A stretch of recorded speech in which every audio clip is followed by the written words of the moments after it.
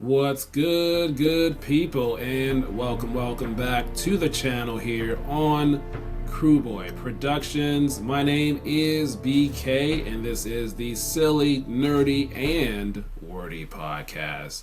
Now, this is episode 96, Dune Part 1 from 2021.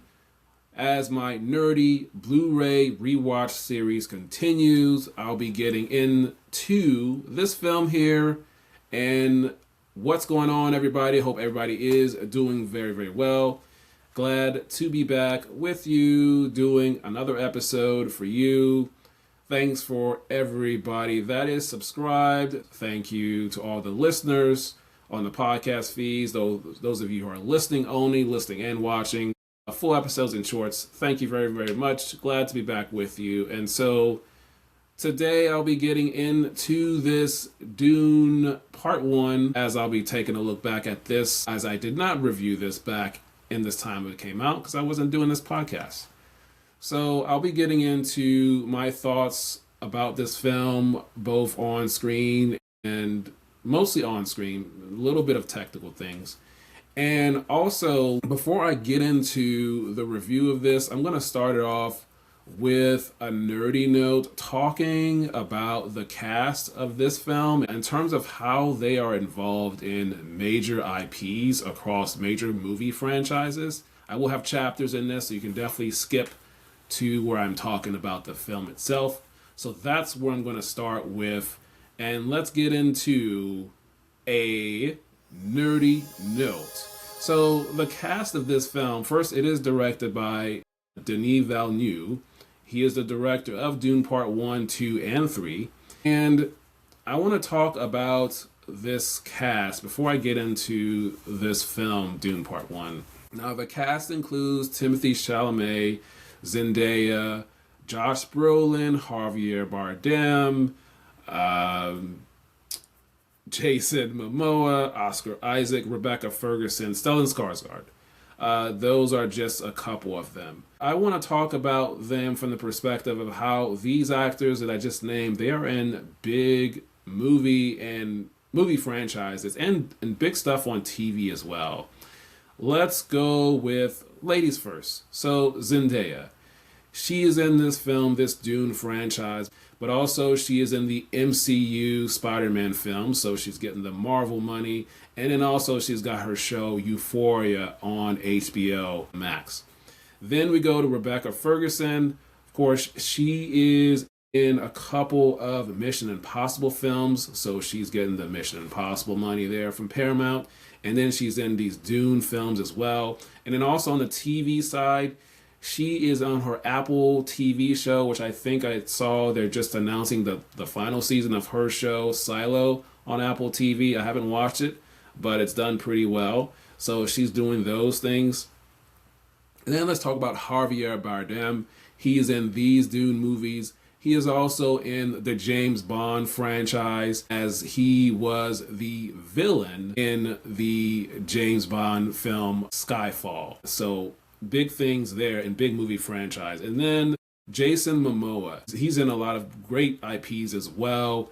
Obviously, he is in this first Dune film, but also he's in the DC universe, the DCEU, as he was Aquaman.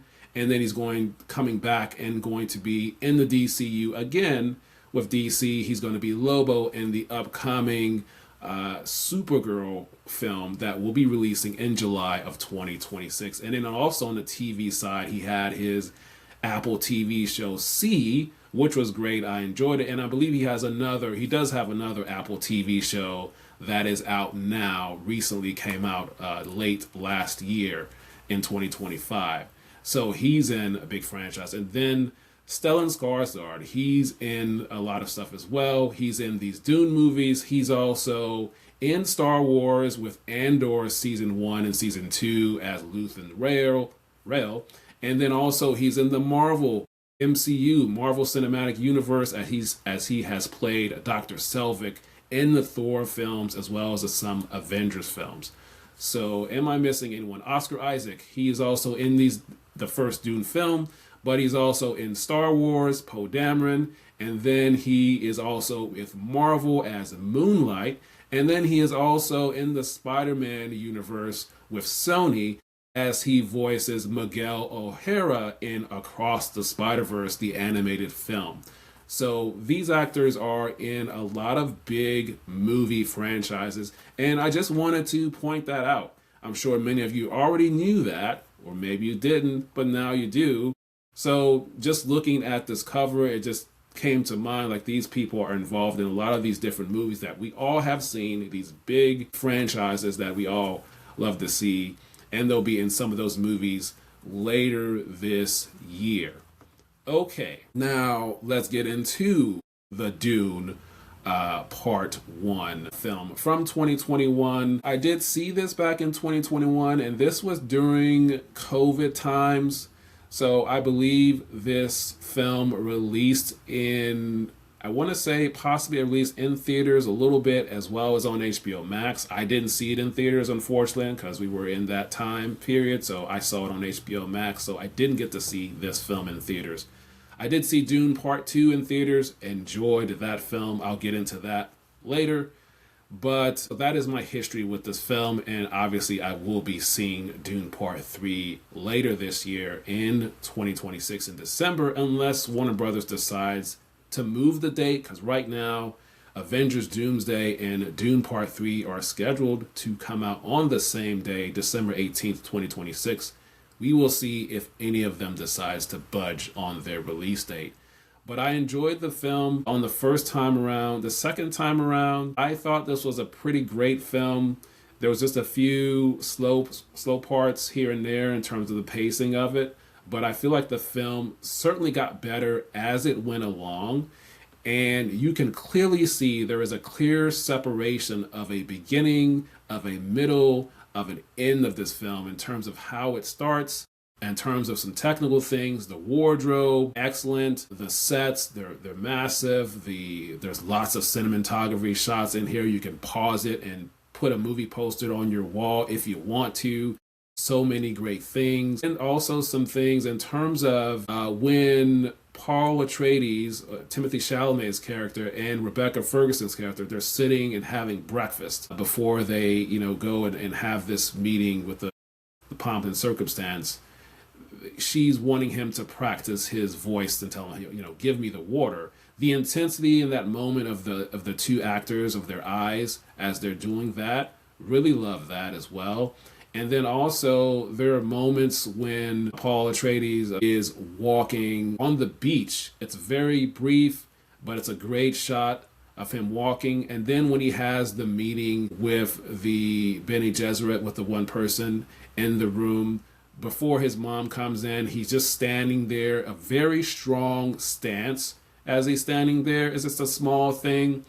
And then also I want to say in terms of story-wise, you see a bit of foreshadowing in terms of what Timothée Chalamet's character went through, which prepared him for what his character had to do later on in the film. In terms of his character watching those videos about the sandworms and the sandwalk and just his education and learning that, and then his sword training, his sword fighting in terms of his combat training, and then his mom training him with the Bene Gesserit in terms of using the voice, the language, the silent language, doing all of that came into play later in the film as he had to utilize all those skills as they had the attack on their house and they had to leave, and there was just the two of them, and so he had to implement those skills as well, using all of those things later in the film when they were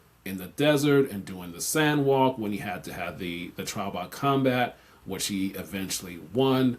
So all of those things that he was doing earlier in the film definitely came into play much later in the film. Another thing is Zendaya's character. She starts the movie off talking, but she had limited screen time, less dialogue, but she had a presence, and it was impactful. And obviously she has more screen time, she has more lines in the second film, probably in the third film as well. but just something to point out. Just because you're not talking a lot, you don't have a lot of dialogue, but what you can do is make it impactful when you are on screen. And that's exactly what she did with her character in this first Dune Part One film. So that's something I wanted to mention in that as well. And then also there's some things in this film in terms of the Bene Gesserit that we were able to see that they set up in this film in terms of a peek into that world that eventually set up the Dune Prophecy show that is on HBO Max season 1. And then we got more into that in the actual show. Enjoyed that show. And of course, Dune Prophecy Season 2 is currently in production right now. And I believe Season 2 will be releasing on HBO Max later this year in 2026, I think. But in terms of Dune Part 1, seeing just a little bit into that, and then it went into it more deeper in the show in Season 1. Like I said, Season 2 is currently in production. The cast and crew have shown some stuff on their social media talking about them currently filming the second season of Dune Prophecy Season 2 right now. I like this film. It just definitely build, and there's a lot of great things. The sound is great in this film. Hans Zimmer is the composer for this film, for both the first two films and possibly the third film. And I just really enjoyed what they did with this film. It's a massive scope, and I enjoyed the second film, but I won't talk about that until I rewatch that film. So I think that's all I'm going to have to say about it. It's definitely great on the second rewatch. And as the film ends, when Zendaya's character says it's just the beginning, it literally is, kind of expands on it. And I like how they're just kind of walking and then the film ends. It kind of almost reminds me a little bit about Lord of the Rings, as Sam and Frodo are walking. Of course, they're walking down the mountains, and then that film ends. And of course, we go on a journey with film number 2 and film number 3. Kind of the same thing, just a little bit of a comparison of what this film is doing with Dune Part 1 ending. Of course, we got Dune Part 2, and then we're getting Dune Part 3 later this year. So I like the film.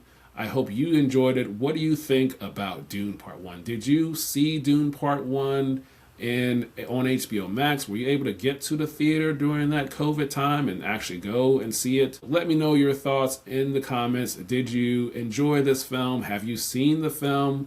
Or do you just like the original films and don't care too much for these newer films? Let me know in the comments if you like these type of details.